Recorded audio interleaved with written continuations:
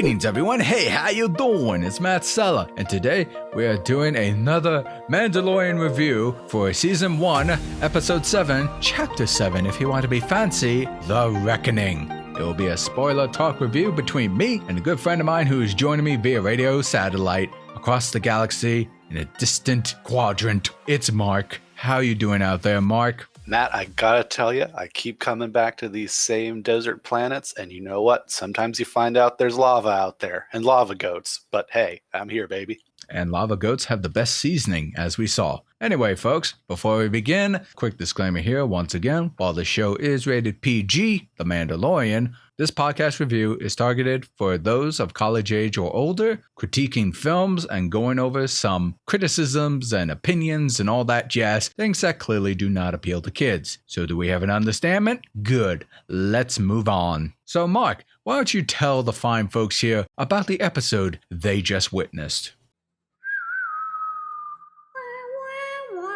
While out in the deep vacuum of space, Mando gets a message from Greef Karga telling him that the town is overrun by Imperials, all desperate to get their hands on the child. In an effort to rid him of Imperials, Karga attempts to strike a deal with Mando, but not to be outdone, Mando recruits his friends, Cara Dune, Quill, and even a very surprised IG-11 reprogrammed by the humble Quill to protect the baby Yoda, free the town, and hopefully get back out in peace without the guild on his back. On the way, they ride some of the Borgs and are attacked by Monarchs, who looked kind of more pterodactyl-like in this episode. Baby Yoda proves to be adorable, but will he be safe from the possessions and the arrival of a moth?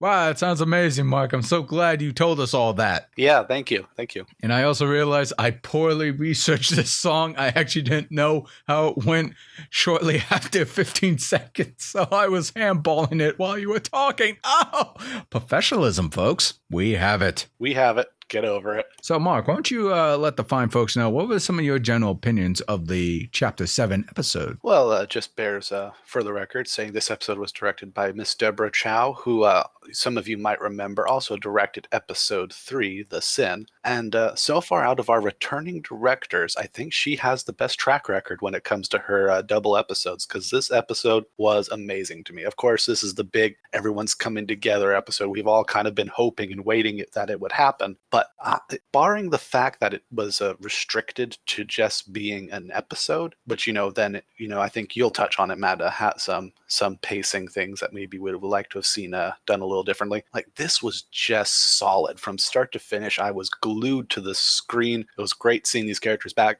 I was actually very confused as to how IG-11 was going to come back into the scene, but this actually made it feel very interesting and organic. And we don't see him do much, but I'm interested to see where we will be going forward with him. And without, burying the lead, or I should say burying the ending by putting it in the lead, I'm just like, we only have one episode left. I'm ready for Season 2. I'm just ready to see what else Deborah Chow will do as a director moving forward with her, God darn you, Star Wars and your naming conventions. It seems you have forgotten the Obi-Wan.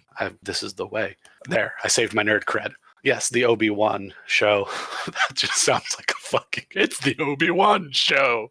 But yes, I'm looking forward to just more Mandalorian, more Deborah Chow directing Star Wars, and fun times by all. Matt, how about yourself? Yeah, no, I agree with many of your points here. I think this is definitely a strong semi-season finale episode leading up to the actual season finale. And overall, yeah, it was a lot of fun, and I'm being redundant here. I know I'm trying to gather my thoughts real quickly here. I like the adventure part, and I'm glad that we kind of talked about in the past where we feel like this is definitely going to be one of those Magnificent Seven type situations where the lead hero is facing off against like crucial odds and needs to gather a team to help him out. And it had a lot of fun. Like, I definitely think this is probably one of the most Western feeling episodes that we've had so far. And it was cool to see a lot of the characters come back. Like you said, IG-11 came back in a way. It will be interesting to see if Mando kind of reaffirms what his fears were about droids, where eventually IG-11 will remember, oh yeah, I'm a hunter droid. I need to hunt something.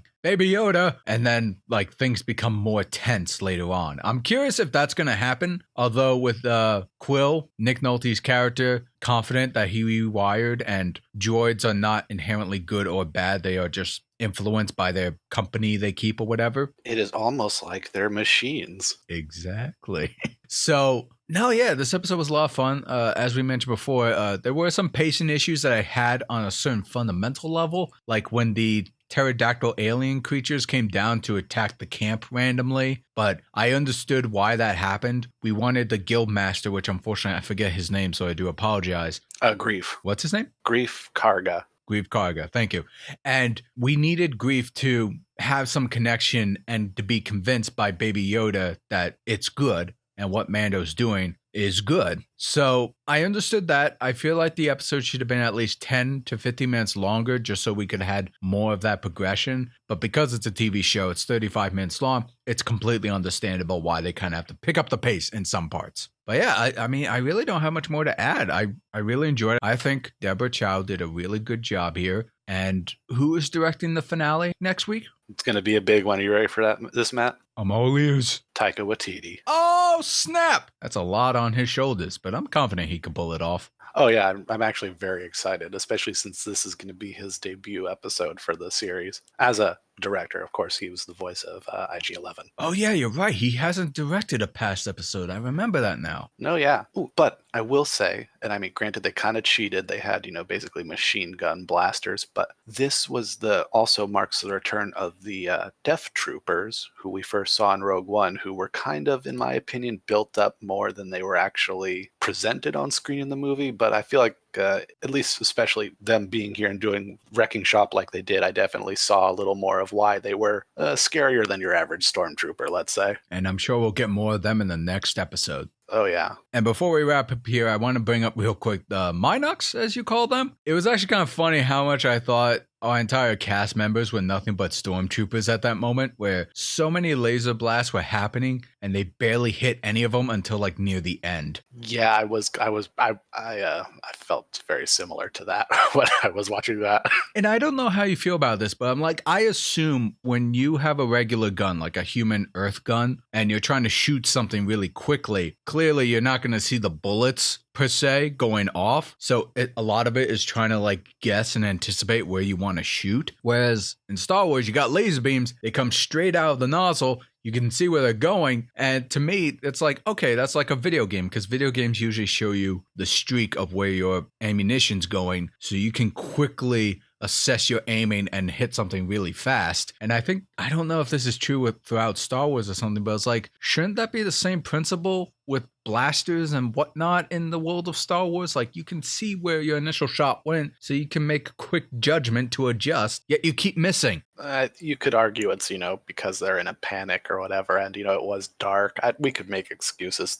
The bottom line was it needed to happen narratively. Yeah. I mean, it's a super nitpick. I'm not saying that ruins it for me, but I was just saying, like, sometimes that runs through my head. But I was like, come on, you got laser-sighted assistants. You can be more accurate anyway. And I will just say this, it just confirmed it. Werner Herzog is still one of the scariest things I've ever seen in a Star Wars episode, anything. For sure, man, for sure. And I think that'll do it for our spoiler talk review for The Mandalorian Chapter 7, The Reckoning. You heard our opinion. Now we want to hear yours. Let us know in the comment section below. What were your thoughts on this latest episode? Did you like it? Did you not like it? Share your thoughts. Join the conversation. Thank you for checking out this review. If you can, please like this video, subscribe to my channel, ring the bell to be notified when new videos drop, and if you want to support me directly, please consider going to my Patreon at patreon.com/Matt Sella. Consider donating as low as $1 a month will help go towards my podcast channel, art, animation, and content made just for you.